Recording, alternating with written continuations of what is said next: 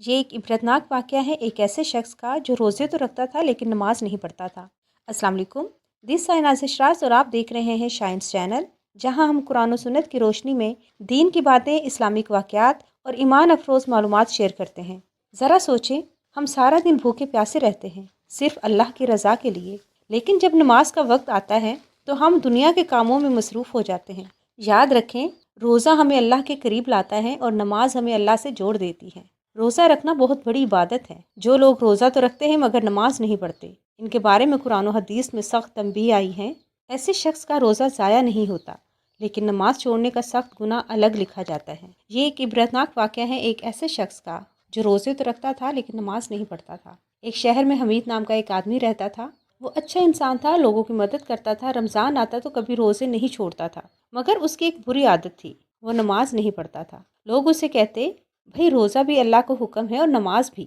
वो हमेशा जवाब देता, मैं दिल का साफ़ हूँ, रोज़े रख लेता हूँ, अल्लाह मुआफ़ कर देगा। रमज़ान गुजरता गया, रोज़े रखता रहा, लेकिन फजर, ज़ोहर, असर, मगरिब, इशा किसी नमाज की पाबंदी ना की। बिलाखिर मौत का वक्त करीब आया। एक दिन अचानक उसकी तबीयत ख़राब हुई और कुछ ही देर में उसकी वफ़ात हो गई। लोगों ने गुस्ल दिया, कफन दिया, मगर कुछ लोगों ने महसूस किया चेहरा उदास था, जिस्म भारी लग रहा था, दिल पर अजीब सा बोझ महसूस हो रहा था।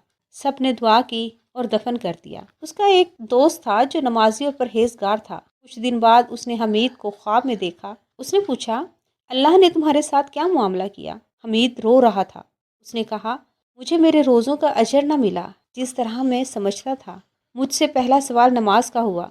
जब नमाज का जवाब ना दे सका तो मेरे रोज़े भी मेरी मदद ना कर सके। फिर उसने कहा, काश मैं दुनिया में वापस जा सकता और एक नमाज भी कज़ा न करता। नबी करीम सल्लल्लाहु अलैहि वसल्लम ने फरमाया, क़यामत के दिन सबसे पहले नमाज का हिसाब लिया जाएगा, यानी अगर नमाज दुरुस्त हुई तो बाकी अमाल भी आसान हो जाएंगे। रोज़ा रखना नेकी है, मगर नमाज छोड़ना बहुत बड़ा गुनाह है।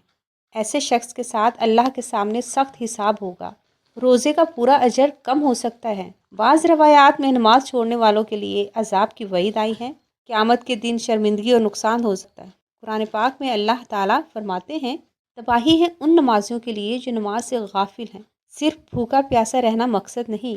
नबी करीम सल्लल्लाहु अलैहि वसल्लम ने फरमाया, बहुत से रोज़ादार ऐसे हैं जिन्हें रोज़े से सिर्फ भूख और प्यास ही मिलती है, यानी इबादत तब मुकम्मल होती है जब नमाज भी अदा की जाए। अगर कोई शख्स अभी तक नमाज नहीं पढ़ता लेकिन तौबा कर ले, नमाज शुरू कर दे, अल्लाह फ़ौरन मुआफ़ फरमा देता है। पिछली कोताहियाँ भी मुआफ़ हो सकती हैं। रोज़ा रखना बहुत बड़ी इबादत है, लेकिन याद रखें, अल्लाह ने सिर्फ भूखा प्यासा रहने का हुक्म नहीं दिया। अगर हम रोज़ा रखें मगर नमाज छोड़ दें तो ये ऐसे हैं जैसे जिस्म हो मगर रूह ना हो।